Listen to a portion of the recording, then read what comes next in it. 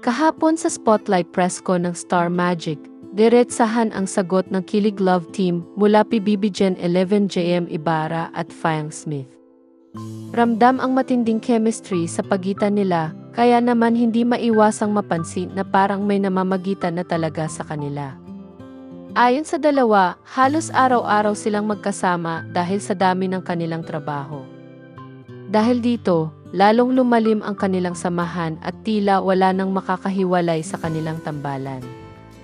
Ang bilis ng mga pangyayari sa kanilang career matapos nilang lumabas sa bahay ni Kuya, at ngayon nga, isa na naman silang proyekto ang inaabangan ng kanilang fans. Isa sila sa mga bahagi ng voice cast ng Tagalized version ng South Korean movie na Picnic. Makakasama nila rito ang mga batikang artista tulad nina Nova Villa, Ces Quesada at Bodji Pascua. Ang pelikula ay ipapalabas sa Mayo at ito ay distributed ng Nathan Studios. Para kay JM at Fayang, ito ang kanilang unang pagkakataon na mapanood sa pelikula matapos nilang magbida sa music video ni Regine Velasquez para sa kantang Wherever You Are noong Enero.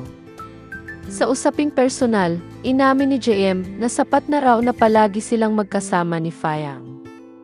Hindi nila itinatanggi na sobrang close na nila sa isa't isa at ini-enjoy nila ang bawat oras na magkasama sila. Kahit may trabaho or wala, sinigurado nilang hindi nawawala ang saya sa kanilang samahan. Bukod pa rito, inamin din ni JM na talagang binabakuran niya si Fayang. Sweet at protective siya pagdating sa kanya, kaya naman mas lalong kinilig ang kanilang mga tagahanga.